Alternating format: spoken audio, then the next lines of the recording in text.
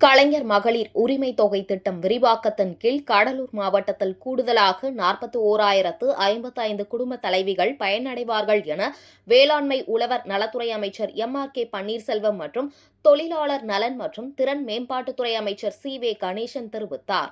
சென்னை நேரு உள்விளையாட்டரங்கில் நடைபெற்ற வெல்லும் தமிழ் பெண்கள் நிகழ்ச்சியில் முதலமைச்சர் மு.க.ஸ்டாலின் காணொலி வாயிலாக கலைஞர் மகளிர் உரிமை தொகை திட்ட விரிவாக்கத்தை தொடக்கி வைத்தார். கடலூர் திருப்பாதிரிப்புலியூர் புனித வெள்ளானார் மேல்நிலைப் பள்ளியில் நடைபெற்ற நிகழ்ச்சியில் 41,055 குடும்ப தலைவிகளுக்கு வங்கி பற்று அட்டைகள் வழங்கும் பணி தொடங்கப்பட்டது.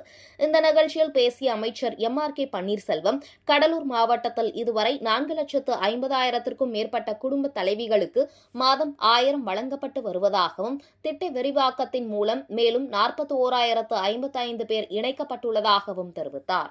தொடர்ந்து பேசிய அமைச்சர் சி.வே. கணேசன், மகளிர் நலனுக்காக இலவச பேருந்து பயணம், புதுமை பெண், நான் முதல்வன் உள்ளிட்ட திட்டங்கள் சிறப்பாக செயல்படுத்தப்பட்டு வருவதாக கூறினார். கலைஞர் மகளிர் உரிமை திட்டத்தின் மூலம் கடலூர் மாவட்டத்தில் மொத்தம் 4,91,189 குடும்ப தலைவிகள் பயனடைந்ததாகவும் அவர் தெரிவித்தார்.